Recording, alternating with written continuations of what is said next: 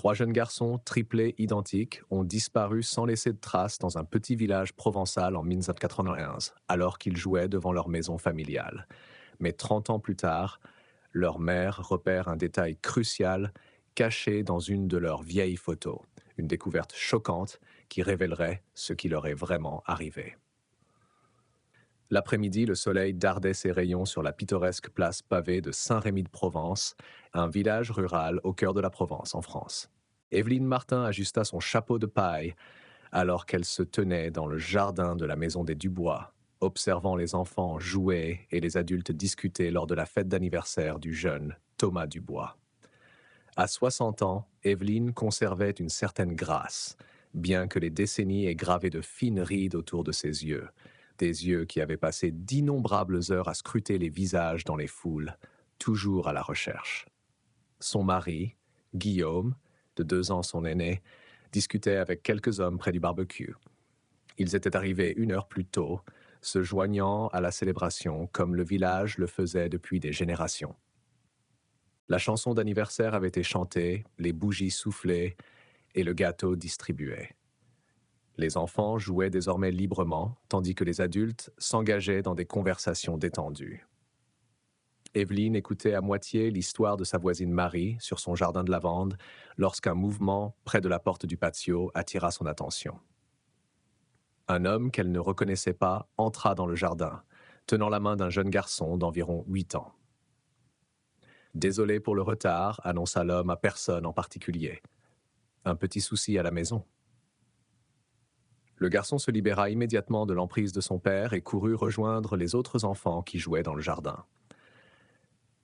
En passant devant elle, Évelyne se figea. L'enfant portait une salopette à carreaux bleus avec des bretelles rouges vives sur une chemise à manches longues. Ses cheveux bouclés noirs rebondissaient à chacun de ses mouvements. Quelque chose dans cette combinaison la frappa comme un coup physique. Sans s'excuser de la conversation, elle traversa rapidement le jardin, le cœur battant. Elle tendit la main et saisit l'épaule du garçon, le faisant pivoter pour lui faire face. « Où as-tu trouvé ces vêtements » demanda-t-elle, la voix à peine audible. Sa main se porta instinctivement à ses boucles. Les yeux du garçon s'écarquillèrent d'inquiétude. Il se dégagea de son emprise et courut vers son père. « Papa! Papa » cria-t-il, la voix aiguë de peur.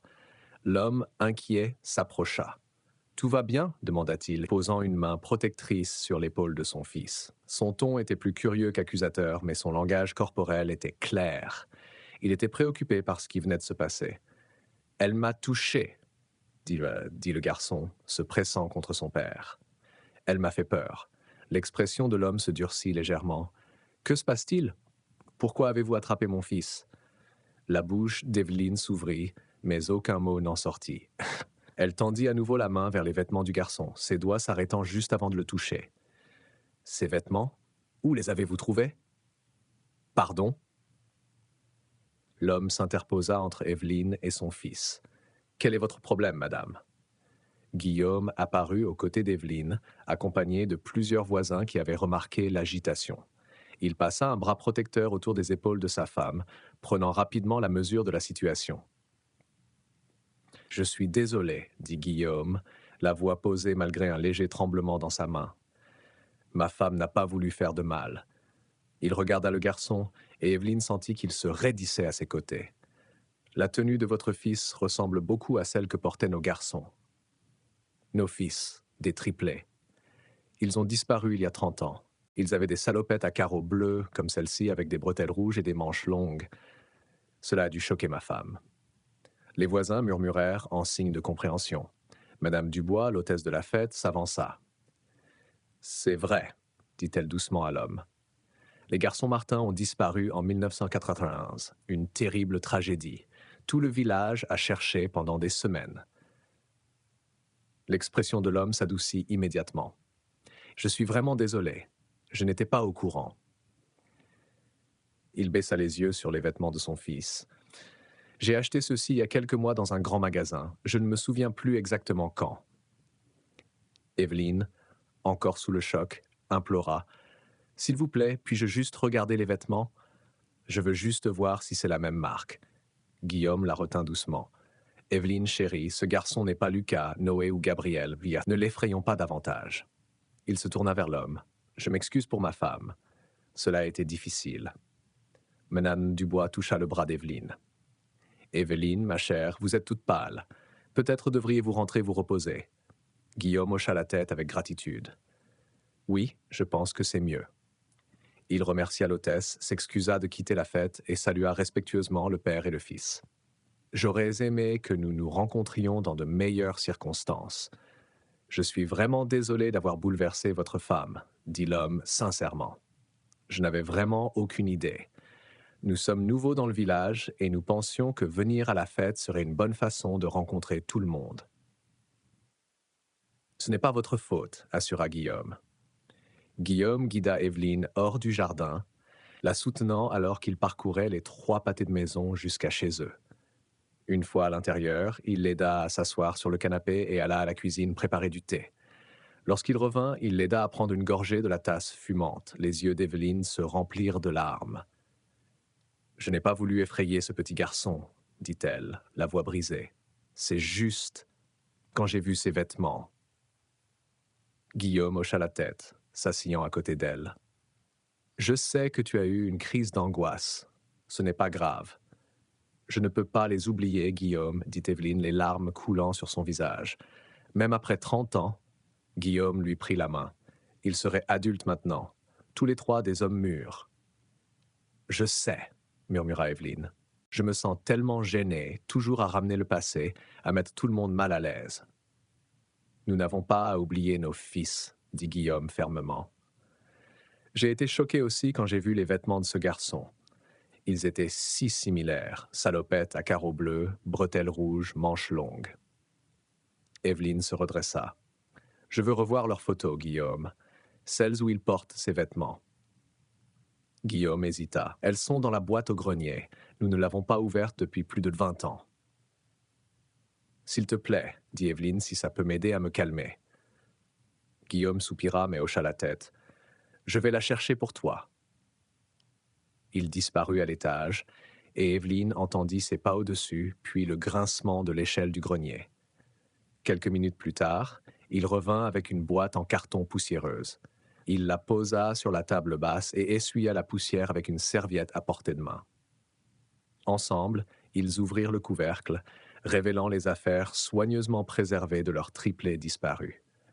Evelyne et Guillaume sortirent délicatement les objets de la boîte, manipulant chacun comme s'il était en verre. Petits jouets, ballons de football, 3 lapins en peluche identiques, devoirs scolaires ornés d'étoiles dorées et de visages souriants.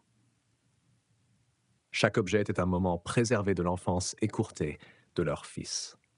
« L'album photo devrait être au fond, » dit Guillaume, la voix rauque d'émotion. « Nous l'avons emballé en dernier. » En retirant la dernière couche de souvenirs, l'album relié en cuir apparut. Guillaume le souleva délicatement et le posa sur ses genoux. La couverture était lisse à force d'être manipulée, bien qu'elle n'ait pas été touchée depuis des décennies. Ils s'installèrent côte à côte sur le canapé, alors que Guillaume ouvrait l'album. Les premières pages montraient 3 nouveau-nés identiques à l'hôpital, puis 3 bambins faisant leurs premiers pas, des fêtes d'anniversaire où les bougies étaient soufflées en parfaite synchronisation. « Ils étaient toujours si bien accordés, » murmura Evelyne, traçant du doigt une photo des garçons construisant un château de sable sur la plage de Cassis. Guillaume tourna les pages lentement et ils s'arrêtèrent sur chaque image, se remémorant les histoires qu'elles racontaient. Puis ils arrivèrent à la photo qu'ils cherchaient. Les triplés debout devant leur maison, portant leurs salopettes à carreaux bleus avec des bretelles rouges sur des chemises à manches longues. Ils souriaient largement, les bras autour des épaules les uns des autres. Celle-ci a été prise le matin où ils ont disparu, exactement 1 heure avant qu'ils ne soient partis, dit Guillaume doucement. Evelyne hocha la tête et se pencha plus près, examinant les salopettes. « Regarde, Guillaume, le garçon à la fête, ses vêtements étaient similaires, mais différents. La nuance de bleu est différente. Les nôtres semblent plus vintage, tandis que les siens étaient plus modernes, et les carreaux sont plus fins sur notre photo. Les bretelles aussi sont différentes. » Guillaume nota « Concept similaire, mais ce ne sont clairement pas les mêmes vêtements. » Evelyne se frotta les yeux et soupira. Je me sens mal d'avoir réagi ainsi face à ce pauvre garçon et son père. Comment s'appelait-il déjà? Guillaume répondit. Le garçon est Mathieu et son père est Rémi. Ils sont assez nouveaux dans le village. Ils ont emménagé il y a environ 3 mois, je crois. Je devrais m'excuser auprès d'eux plus tard, dit Evelyne, secouant la tête. J'ai dû terrifier cet enfant. Ils continuèrent à regarder la photo, se remémorant ce dernier jour. Guillaume sourit alors qu'Evelyne racontait comment Gabriel avait insisté pour porter sa salopette à l'envers jusqu'à ce qu'elle le convainque du contraire, et comment Noé avait déjà réussi à tacher son genou d'herbe avant le petit déjeuner. Alors que Guillaume se servait une autre tasse de thé, Evelyne lui donna soudain un coup sur le bras, manquant de lui faire renverser sa tasse. « Guillaume, regarde le fond, » dit-elle avec urgence. N'est-ce pas la Citroën DS dont Lucas était tellement fan? Guillaume posa la théière et examina la photo.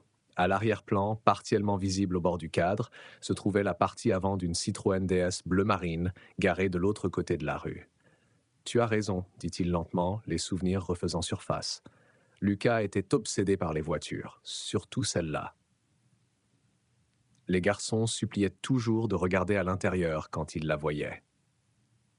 « C'est la Citroën DS de Monsieur Henri Fournier, » dit Evelyne, la voix de plus en plus intense. « Leur professeur d'école, tu te souviens qu'il la conduisait rarement? Il nous disait que c'était son bien le plus précieux. Toute la communauté scolaire connaissait cette voiture. » Guillaume acquiesça. Les enfants pensaient que c'était la chose la plus incroyable qu'ils aient jamais vue. « Nous formions une communauté si soudée à l'époque, » murmura Evelyne. Tout le monde se connaissait et Monsieur Henri était un homme si gentil. Les enfants l'adoraient. Elle retourna la photo, vérifiant s'il y avait des notes, puis la regarda à nouveau, l'examinant plus attentivement. « Es-tu absolument sûr que cette image a été prise le jour de leur disparition? » ?»« Oui. » »« Pourquoi? » ?»« Parce que Monsieur Henri avait déménagé dans une autre ville à ce moment-là, » dit Evelyne, les sourcils froncés.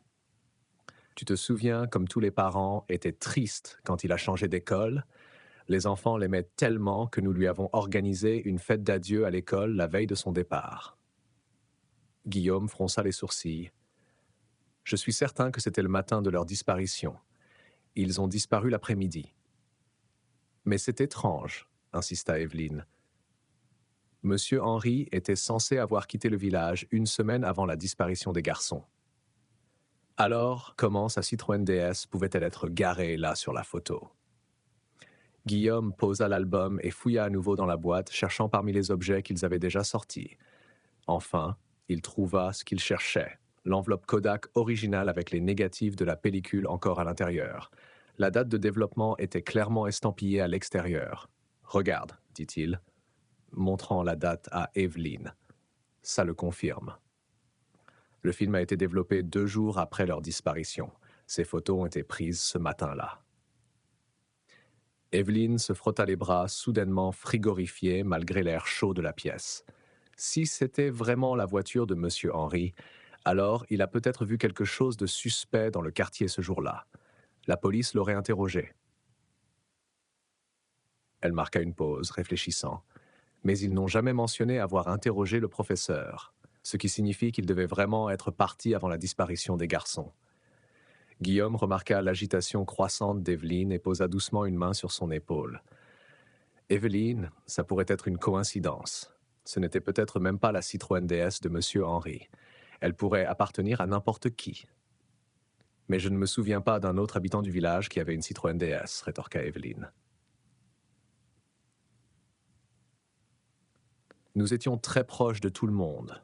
Nous l'aurions su. » « Peut-être qu'elle n'appartenait pas à un local, » suggéra Guillaume, raisonnablement. « Ça pourrait être un visiteur chez l'un des voisins. Tu ne devrais pas trop y penser, chérie. La police a examiné toutes nos photos de famille, y compris celle-ci. Ils ont interrogé tout le monde et suivi toutes les pistes.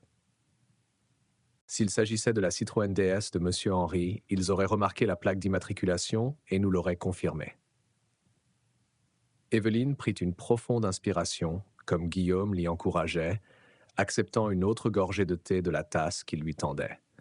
La chaleur sembla la calmer légèrement. Tu as raison, dit-elle enfin, ce n'est probablement rien. Guillaume hocha la tête avec soulagement et ferma l'album photo. Evelyne avait pris la photo, voulant la garder près d'elle. Ensemble, ils commencèrent à remettre délicatement les objets dans la boîte. Chaque souvenir était un fragment de la vie de leur fils et des futurs qu'ils étaient destinés à avoir. Après avoir tout remis dans la boîte, Guillaume jeta un coup d'œil à l'horloge ornée sur la cheminée et bondit sur ses pieds. Mon Dieu, j'ai complètement perdu la notion du temps. J'ai mon rendez-vous médical aujourd'hui à 11h50 et il est déjà 11h30.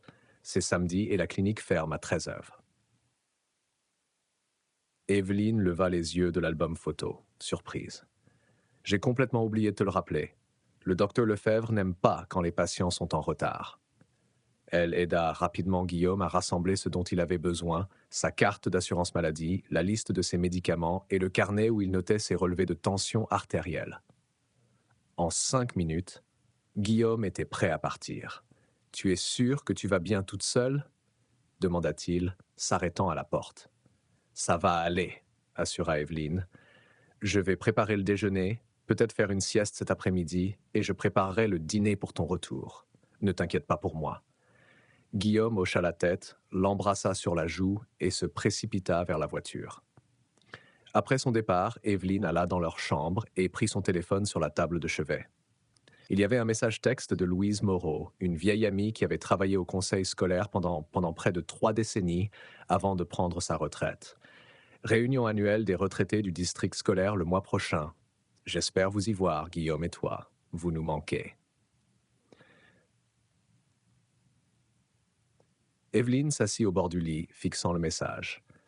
Louise aurait connu Henri Fournier professionnellement. Elle pourrait avoir des informations sur lui. Bien qu'Evelyne ne voulût pas suspecter M. Henri, il avait été un professeur si gentil et merveilleux, particulièrement doué avec les enfants. Elle ne pouvait se défaire de l'étrange sentiment et des questions qui l'habitaient depuis qu'elle avait repéré la Citroën DS sur la photo. Impulsivement, elle tapa les informations de contact de Louise et l'appela.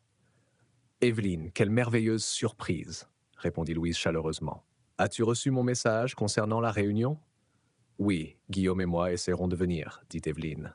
« Comment vas-tu, Louise ?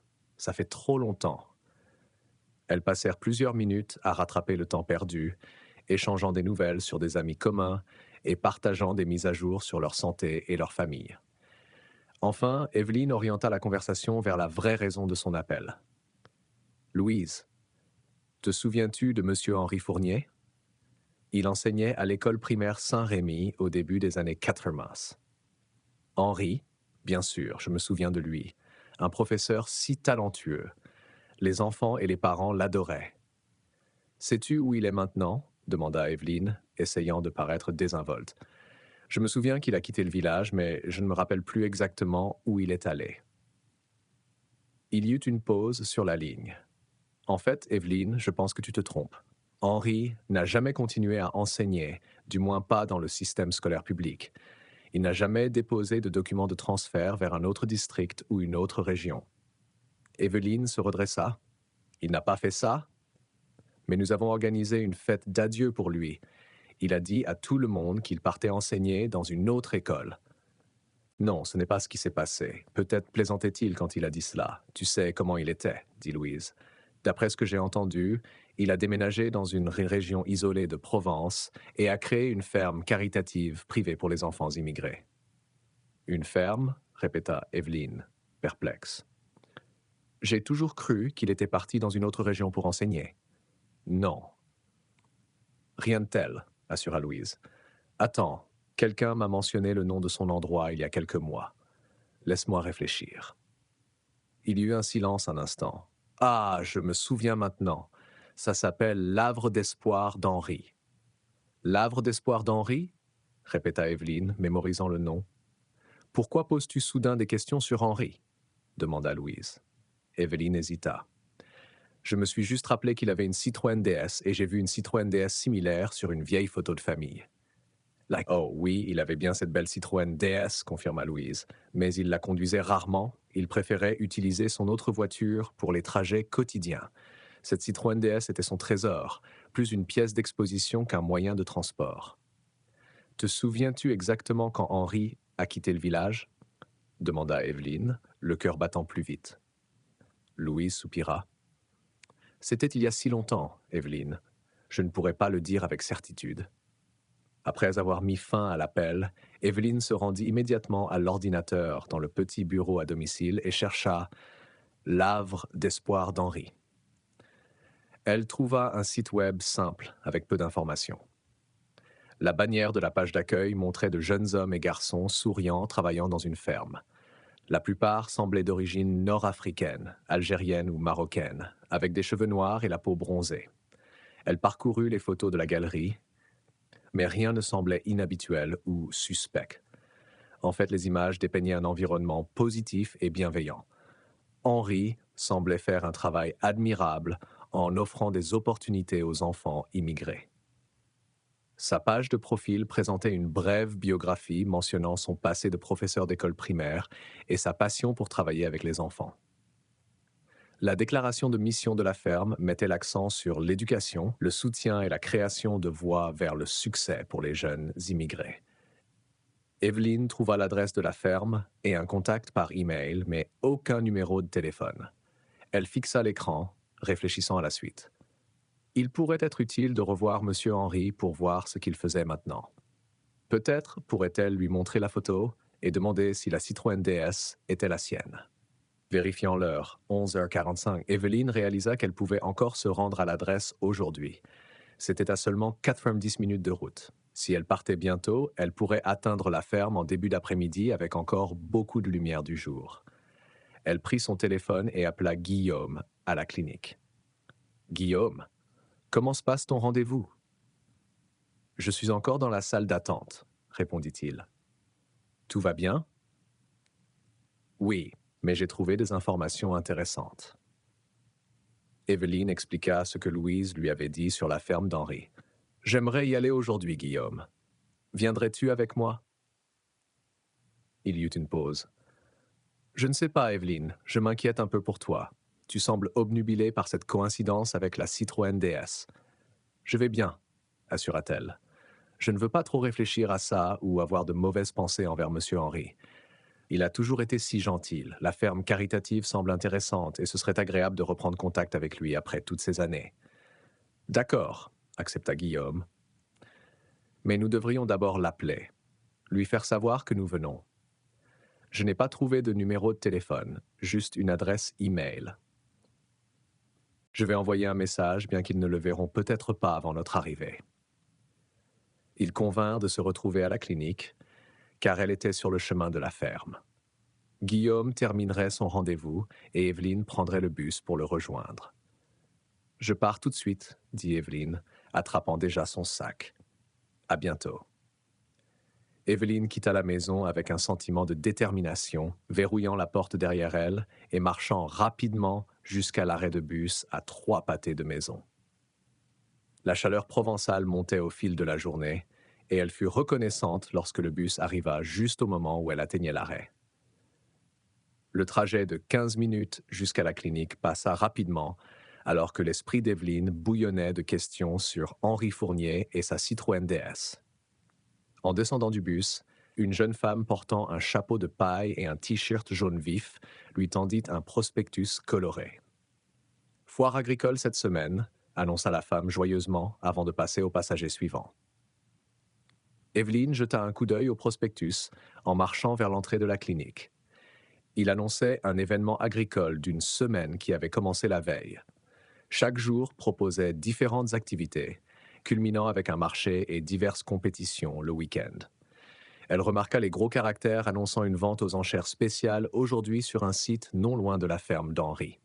« Intéressant », murmura-t-elle, glissant le prospectus dans son sac en approchant l'entrée de la clinique. À l'intérieur, elle trouva Guillaume au guichet, réglant son copaiement pour le rendez-vous. Il sourit en la voyant. « Parfait timing », dit-il.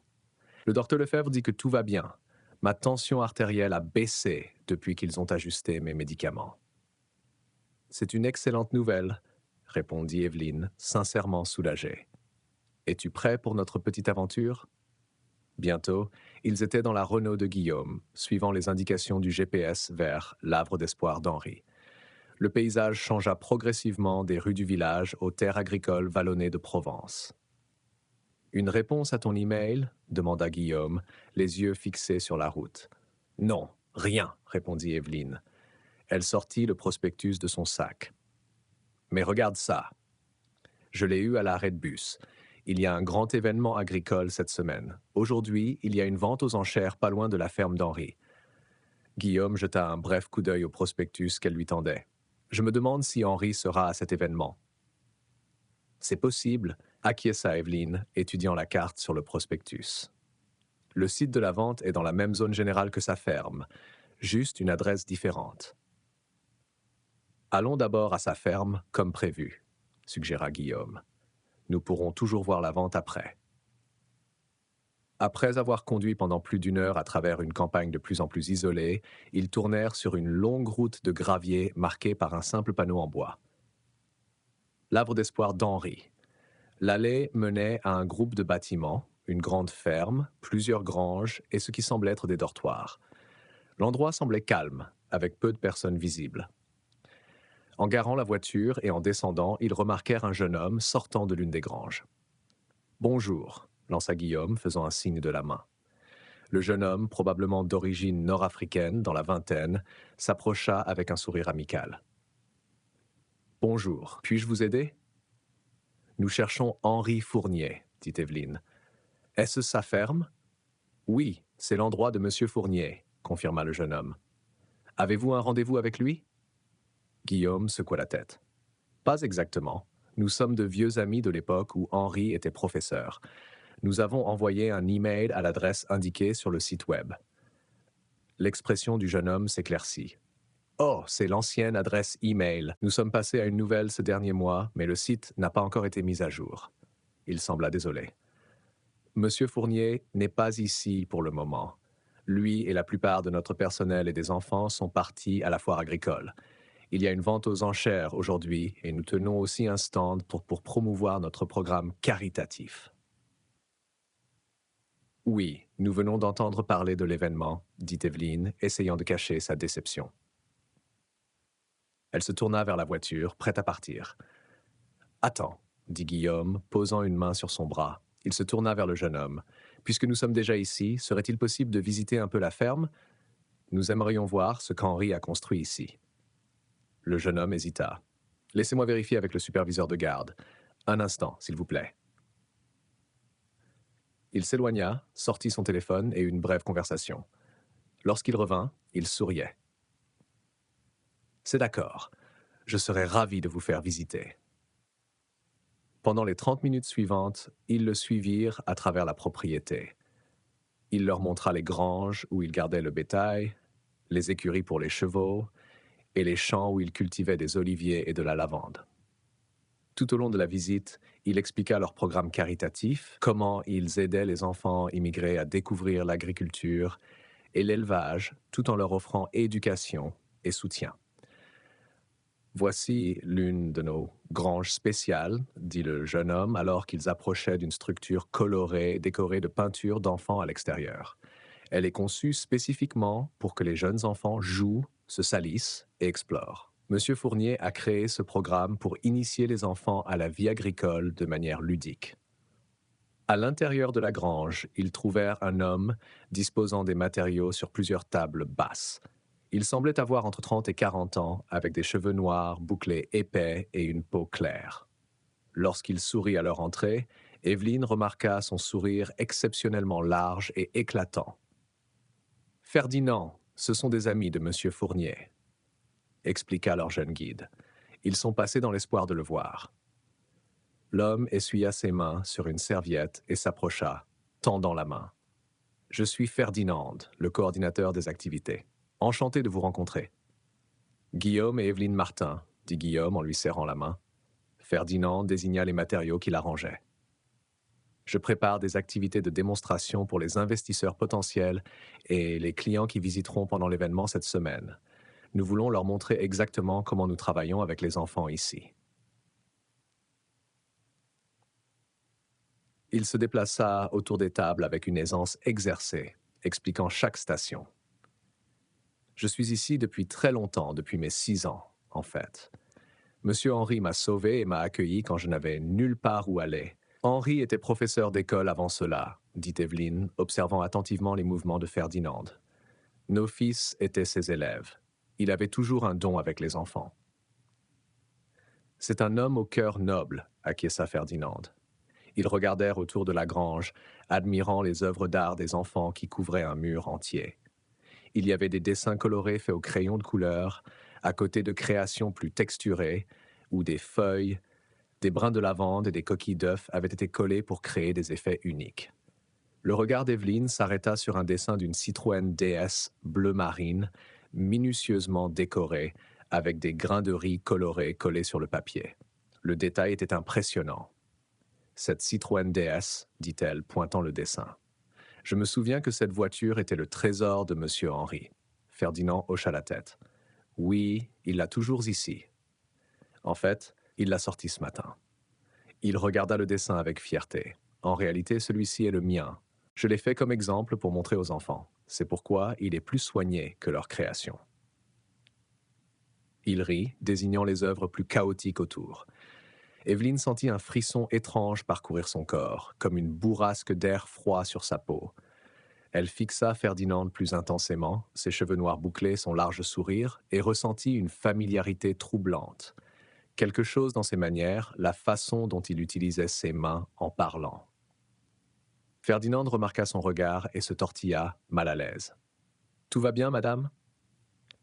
Guillaume posa discrètement une main dans le dos d'Evelyne, un avertissement subtil. « Oui, oui, dit Evelyne rapidement. Je suis désolé, c'est juste tous ces travaux manuels d'enfants. Ils m'ont rappelé mes garçons quand ils étaient jeunes. » Elle hésita, puis demanda « As-tu des frères ou sœurs, Ferdinand ?» « Evelyne, dit Guillaume à voix basse d'un ton de mise en garde. Ferdinand rit maladroitement. « Oui, j'en ai en fait. Mon frère est à l'événement aujourd'hui avec Monsieur Henry. » Il vérifia sa montre. « Vous devriez y aller si vous avez le temps. Il y aura une performance des enfants et une vente aux enchères. » Ils remercièrent Ferdinand pour son temps et leur jeune guide les ramena vers l'entrée de la propriété. En marchant, Evelyne regarda en arrière une fois de plus. Son esprit bouillonnait de possibilités et de questions qu'elle ne pouvait pas encore formuler. Lorsqu'ils atteignirent leur voiture, ils remercièrent le jeune employé pour la visite. Les mains d'Evelyne tremblaient légèrement alors qu'elle attachait sa ceinture de sécurité, ses pensées consumées par l'homme aux cheveux noirs bouclés et au large sourire qui avait été sauvé par Henri Fournier à l'âge de 6 ans. Dans la voiture, Guillaume démarra le moteur et vérifia le GPS sur son téléphone. « Le site de la vente est à seulement 20 minutes d'ici, dit-il. On y va ? » « Absolument, » répondit Evelyne, la voix tendue d'excitation. « Je dois parler à Monsieur Henry. » Alors qu'il roulait sur la route de campagne poussiéreuse, Guillaume jeta un coup d'œil à sa femme. « Evelyne, pourquoi as-tu posé des questions si personnelles à Ferdinand sur ses frères et sœurs ?» Evelyne regarda par la fenêtre, observant les terres agricoles défiler.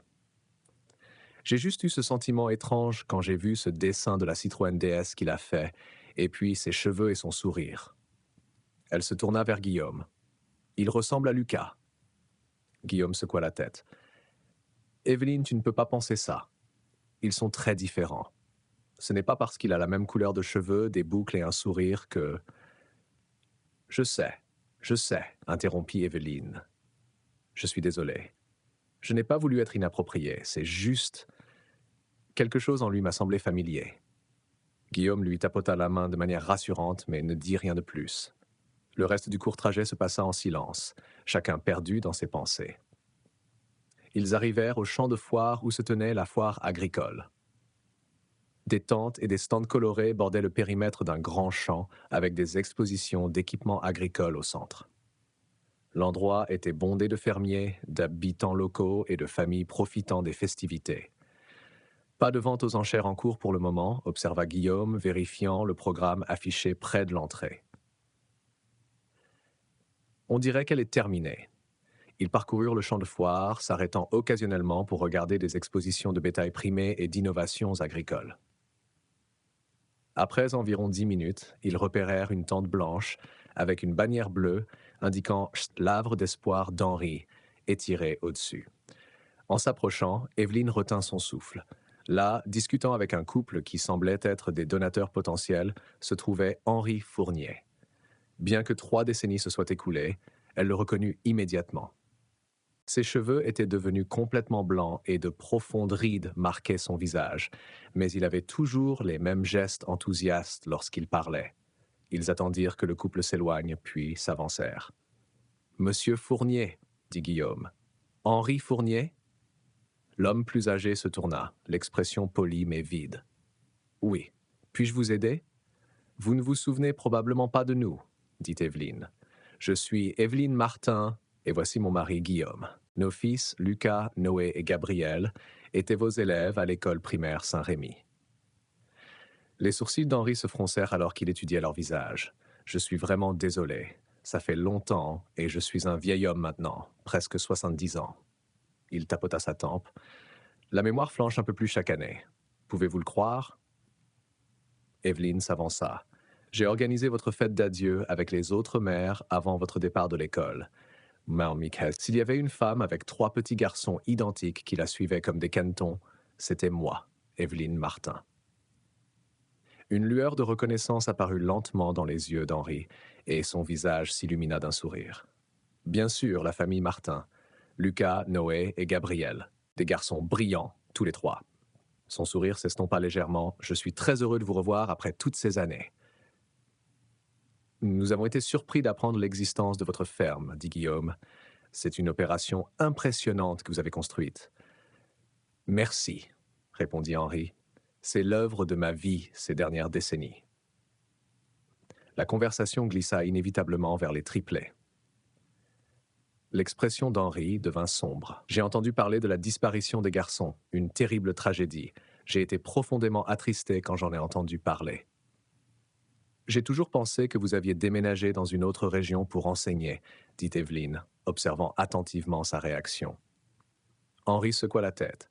« Non, je suis resté en Provence. Je suis allé dans une autre ville pour obtenir une certification et préparer cette entreprise. »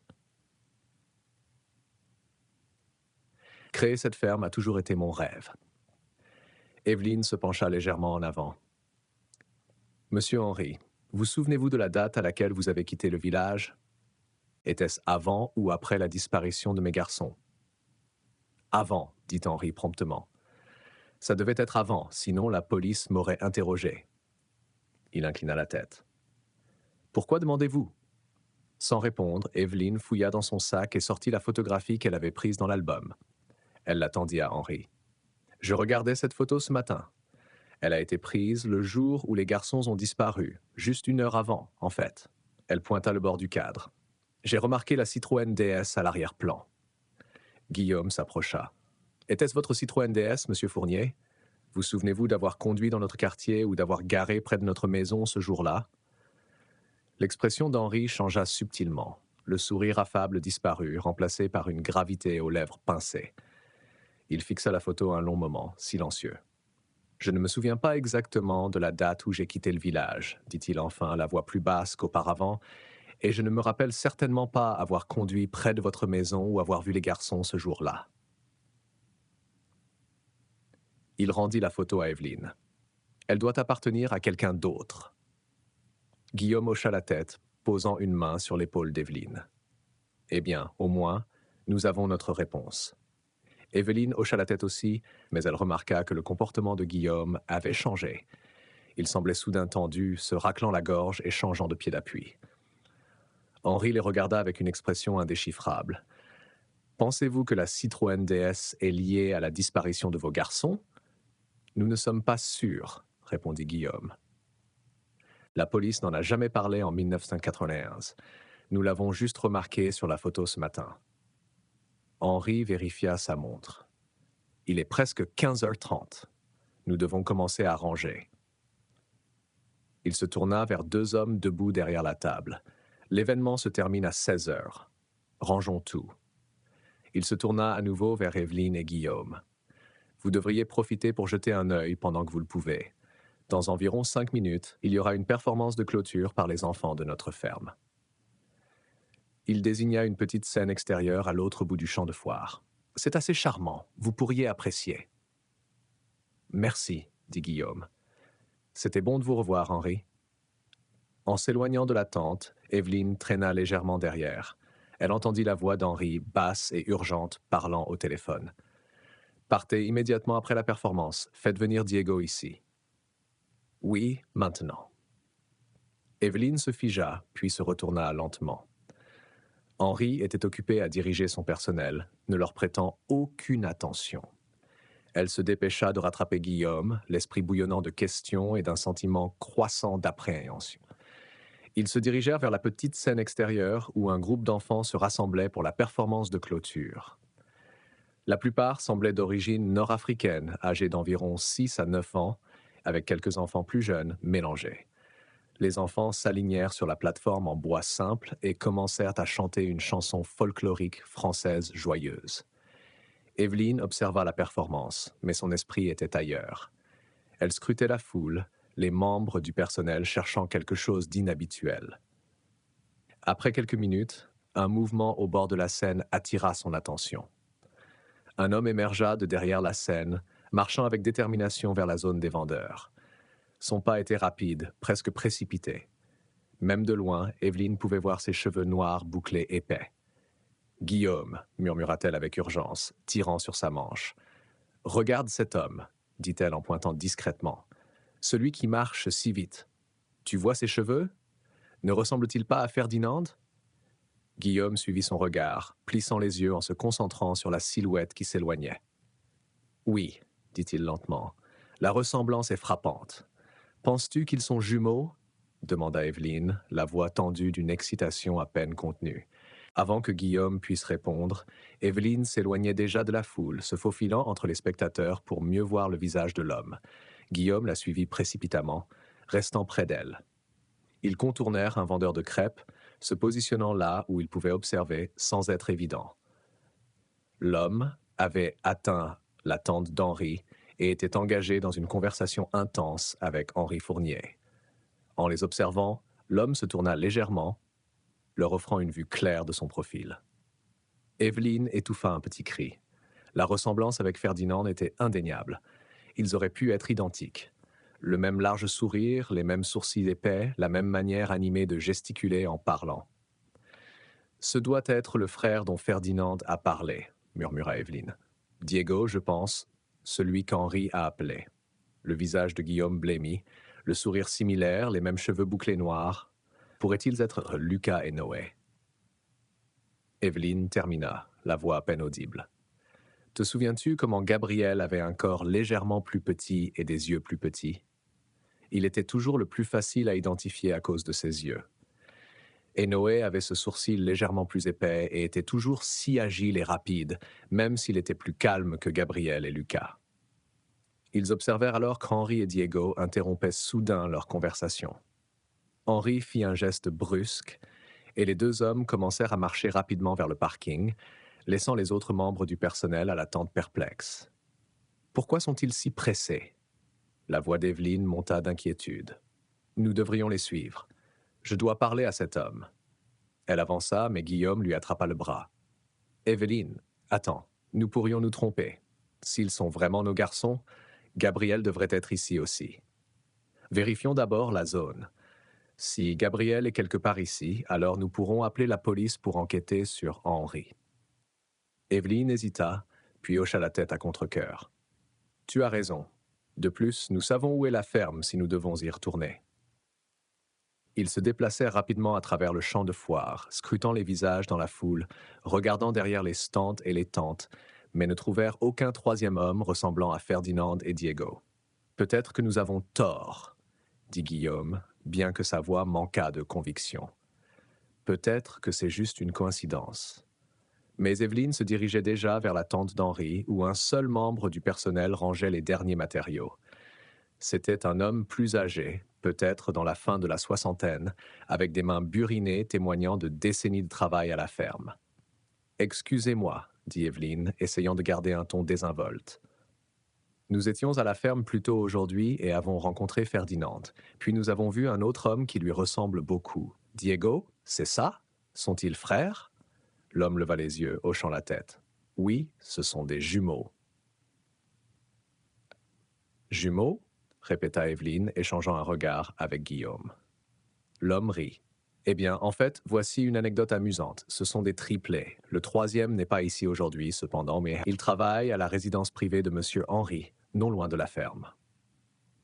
Evelyne et Guillaume se regardèrent, des expressions identiques de crainte et d'espoir se mêlant sur leurs visages. Où est cette résidence privée? Demandèrent-ils à l'unisson. L'homme leur lança un regard étrange, visiblement déconcerté par leurs questions synchronisées et leur intensité soudaine. Je suis désolé, mais je ne peux pas divulguer les informations privées du propriétaire. Il leur tendit une brochure. Voici l'adresse de la ferme si vous voulez en savoir plus sur nos programmes et ce que nous faisons. Oui, merci, dit Guillaume, prenant la brochure, bien qu'ils aient déjà l'information. Nous apprécions votre temps. Ils s'éloignèrent de la tente, se dirigeant vers un coin tranquille où ils ne seraient pas entendus. « Guillaume, » murmura Evelyne, la voix tremblante. « Des triplés! Ce sont des triplés, et ils ont le bon âge. » Elle marqua une pause. Ferdinand a dit qu'il était avec Henri depuis qu'il avait 6 ans. Guillaume passa une main dans ses cheveux, l'expression bouleversée. « Ça ne peut pas être une coïncidence. La Citroën DS sur la photo, la réaction étrange d'Henri et maintenant ces 3 hommes qui se ressemblent tant. Nos garçons, dit Evelyne, les larmes aux yeux. Après toutes ces années, aurions-nous enfin retrouvé nos garçons? Ils se précipitèrent vers le parking, scrutant la zone à la recherche d'Henri ou de Diego, mais ne virent aucun signe de l'un ou l'autre. En montant dans leur voiture, Guillaume démarra le moteur. « Nous retournons à la ferme, dit-il fermement, les jointures blanchissant sur le volant.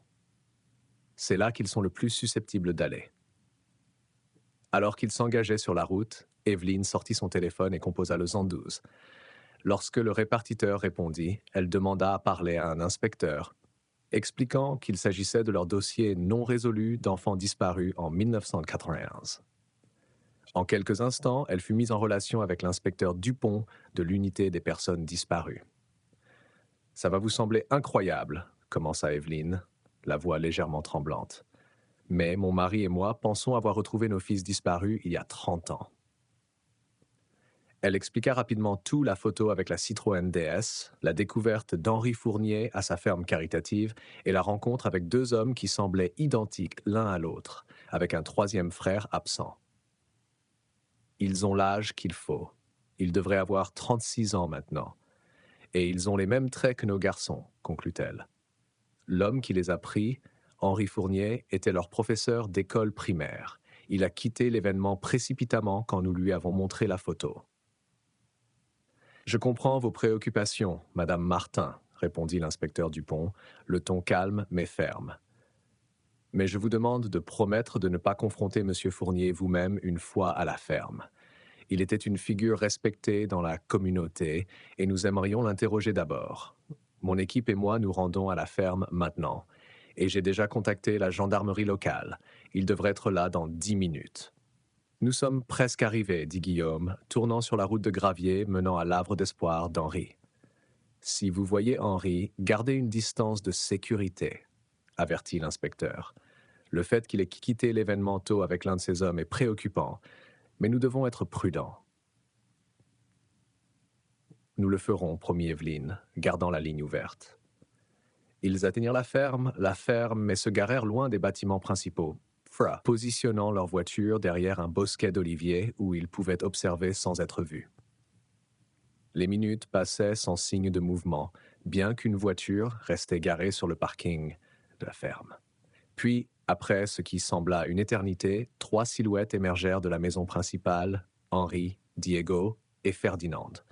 Ils se déplaçaient rapidement, jetant des sacs dans le coffre de la voiture d'Henri. « Ils partent !» murmura Evelyne dans le téléphone. « Henri, Ferdinand et Diego, ils montent tous dans une voiture. »«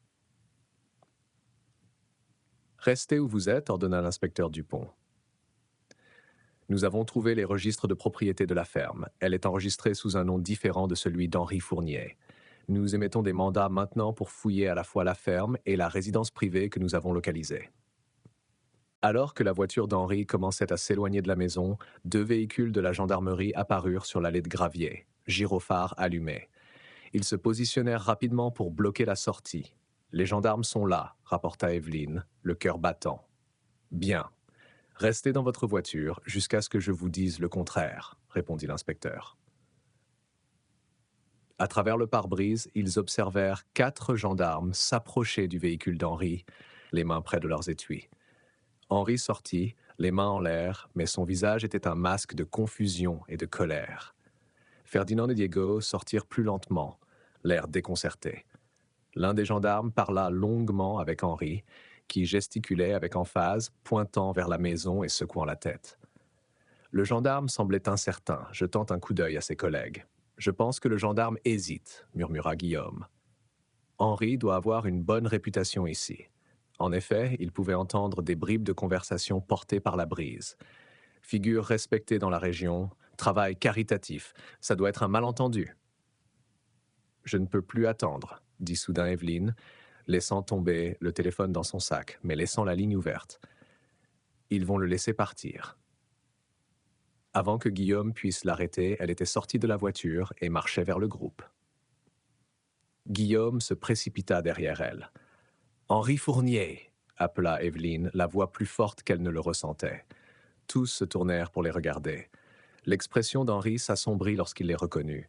« Madame Martin, dit l'un des gendarmes, s'avançant, veuillez retourner à votre véhicule. Nous gérons la situation. » Au lieu de cela, Evelyne fouilla dans son sac et sortit la photographie de 1991. Elle la brandit pour que tous la voient. « Si vous envisagez ne serait-ce que de laisser partir cet homme, laissez-moi vous montrer quelque chose, » dit-elle, sortant la photo. « Ce sont mes fils Lucas, Noé et Gabriel Martin. Ils ont disparu il y a 30 ans, le 12 juin 1991. » Elle se tourna et pointa Ferdinand et Diego. « Et les voilà, 2 d'entre eux, juste devant vous. » Ferdinand et Diego fixèrent la photo, leurs expressions passant de la confusion au choc. Ils s'approchèrent, examinant l'image des 3 garçons identiques en salopette à carreaux bleus. « C'est nous, » dit Ferdinand doucement, avec Marco. « Y a-t-il un 3e frère » demanda brusquement l'un des gendarmes. Les 2 hommes hochèrent la tête, toujours fixés sur la photo. « Je n'ai rien fait de mal » insista Henri, la voix montant. « J'ai sauvé ces garçons, ils étaient abandonnés. » « C'étaient mes enfants. Ils n'étaient pas abandonnés, » dit Evelyne, la voix brisée. « Ils ont disparu alors qu'ils jouaient dehors devant notre maison un après-midi. » Elle pointa le bord de la photo. « C'est votre Citroën DS à l'arrière-plan, n'est-ce pas, Henri? La même que vous avez encore. » Henri resta silencieux, la mâchoire crispée. « La Citroën DS est dans le garage près de la ferme, » dit Diego calmement. « Il l'a toujours. » Ferdinand regarda Evelyne, puis Guillaume. « Êtes-vous vraiment nos parents? Henri nous a dit que vous étiez en prison. »« Oui, » dirent-ils à l'unisson, les larmes coulant sur le visage d'Evelyne. « Mais nous n'avons jamais été en prison. Cet homme vous a menti tout ce temps. Vous avez tous tellement grandi, comme Guillaume et moi l'avons toujours cru. »« Nous avons 36 ans maintenant, » dit Diego, comme s'il essayait de comprendre. « C'est exact, » confirma Evelyne. « Vous êtes né le 15 février 1975. » Les gendarmes échangèrent des regards. Puis, l'officier principal s'avança. « Monsieur Fournier, veuillez vous tourner et placer vos mains derrière votre dos. Vous êtes maintenant notre principal suspect dans l'affaire d'enlèvement. » Alors qu'un gendarme menottait Henri, un autre parla dans sa radio, confirmant l'exécution du mandat à la résidence privée. La ferme paisible se transforma en un centre d'activité alors que d'autres véhicules des forces de l'ordre arrivaient.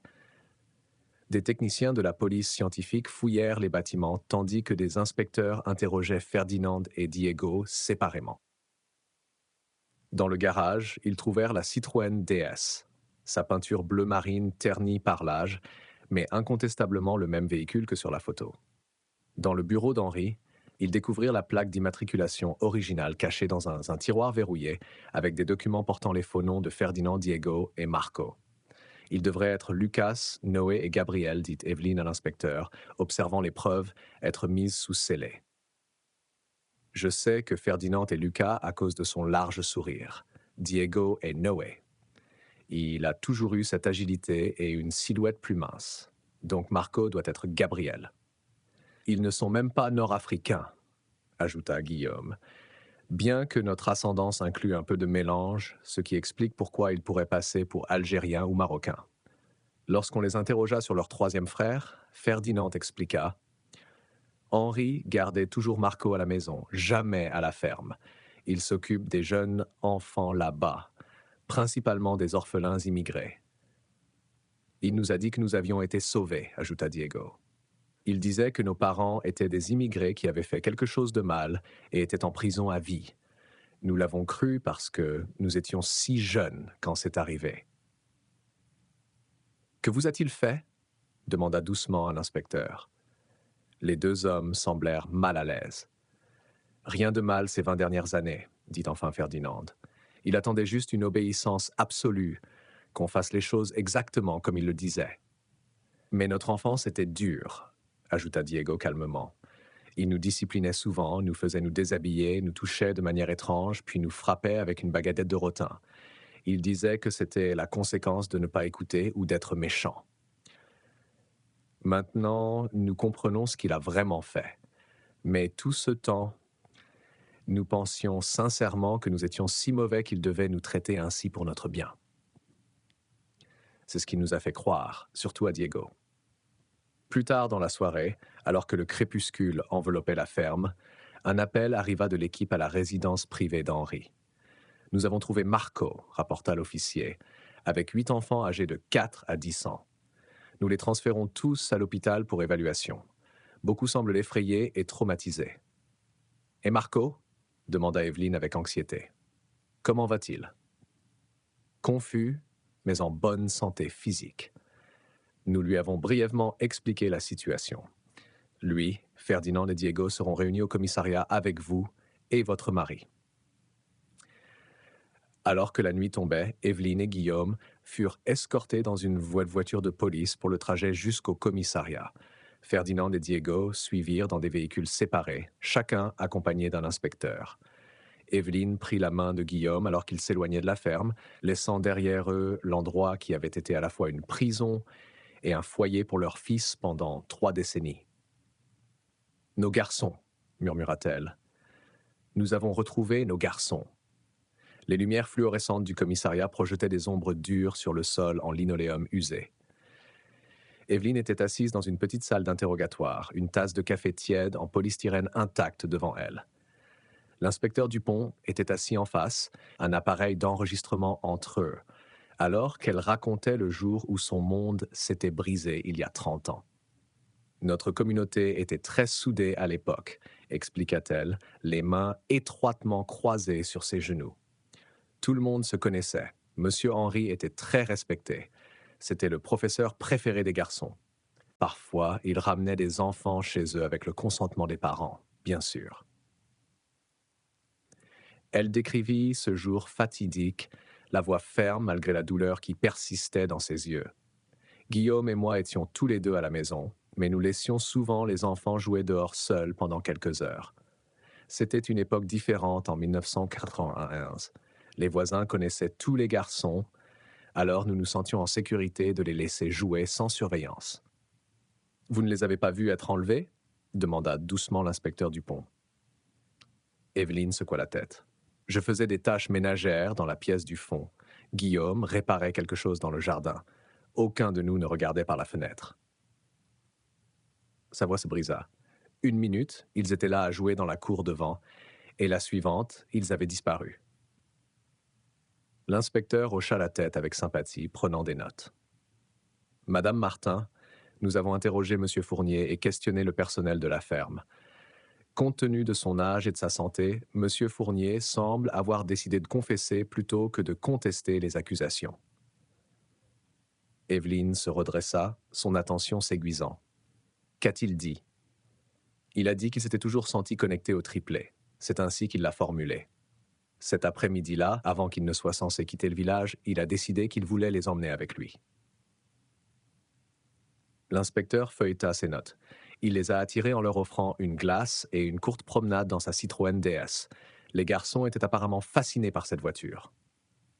Lucas? Surtout, murmura Evelyne.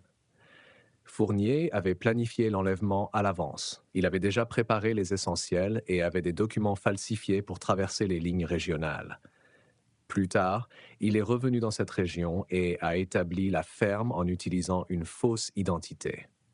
Il a acheté la propriété isolée en liquide sous une fausse association et prétendait diriger une organisation à but non lucratif pour les enfants migrants. Mais comment n'y a-t-il eu aucun témoin demanda Guillaume, qui avait été introduit dans la pièce pour entendre les conclusions. Et comment la police ne l'a-t-elle jamais retrouvé? Il n'y a eu ni cri ni lutte qui aurait alerté qui que ce soit, expliqua l'inspecteur. Pour les garçons, M. Henry était une figure de confiance, leur offrant une glace et une promenade dans sa belle voiture. Les triplés étaient connus pour se promener dans le pâté de maison, ajouta Evelyne. Donc peut-être que personne n'a trouvé étrange de les voir avec lui. Exactement, confirma l'inspecteur Dupont. Après la promenade pour la glace, Fournier les a convaincus de ne pas rentrer chez eux tout de suite. Il leur a dit que leur maison était en danger et que leurs parents étaient impliqués dans quelque chose de grave. Avec le temps, il a lavé le cerveau des garçons. Il lui faisait tellement confiance qu'il était relativement facile de les manipuler. Ils n'avaient que 6 ans. Guillaume prit la main d'Evelyne, le visage sombre. Il a dit aux triplets qu'ils étaient des enfants immigrés orphelins, continua l'inspecteur, que leurs parents avaient caché leurs véritables origines, qu'ils vivaient illégalement en France et que vous aviez été envoyés en prison. Il les a progressivement endoctrinés avec ces histoires, créant même de faux albums photos pour soutenir ces mensonges. Alors, le motif de l'enlèvement de nos garçons était juste une fascination? Demanda Evelyne avec incrédulité. L'expression de l'inspecteur devint sombre. Nous avons enquêté sur le passé de Fournier. Il a perdu toute sa famille, sa femme et ses fils jumeaux dans un incendie de maison au début des années 70. Il semble qu'il ait subi une rupture psychologique, bien qu'il ait réussi à fonctionner en société de manière apparente. Selon ses déclarations et l'évaluation psychologique, il en est venu à croire que certains enfants étaient destinés à être les siens, surtout ceux avec des liens émotionnels forts, comme des triplés. Evelyne ferma les yeux, essayant de comprendre la logique tordue qui avait volé 3 décennies à sa famille. « Que se passe-t-il maintenant » demanda Guillaume. Fournier fera face à de multiples accusations, enlèvement, maltraitance d'enfants, séquestration, fraude d'identité et plus encore. Les jeunes enfants trouvés à sa résidence privée sont en cours d'évaluation et nous travaillons à les identifier et à localiser leurs familles. L'inspecteur se leva. Mais je pense qu'il y a 3 personnes qui ont assez attendu pour vous voir. Il ouvrit la porte et parla doucement à un officier dans le couloir. Quelques instants plus tard, la porte s'ouvrit à nouveau. Ferdinand, Diego et Marco, Lucas, Noé et Gabriel se tenaient hésitants dans l'embrasure. Bien qu'ils fussent maintenant des hommes adultes, Evelyne pouvait encore voir ces petits garçons dans leurs traits. Le large sourire de Lucas, les yeux pensifs de Noé, la silhouette plus petite de Gabriel. Pendant un long moment, personne ne bougea.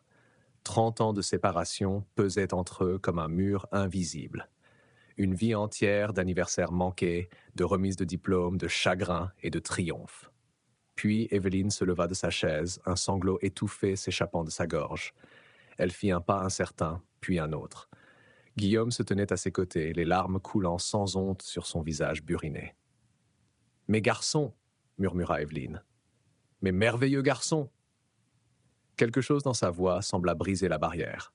Lucas fut le premier à bouger, traversant la pièce en 3 grandes enjambées pour enlacer sa mère.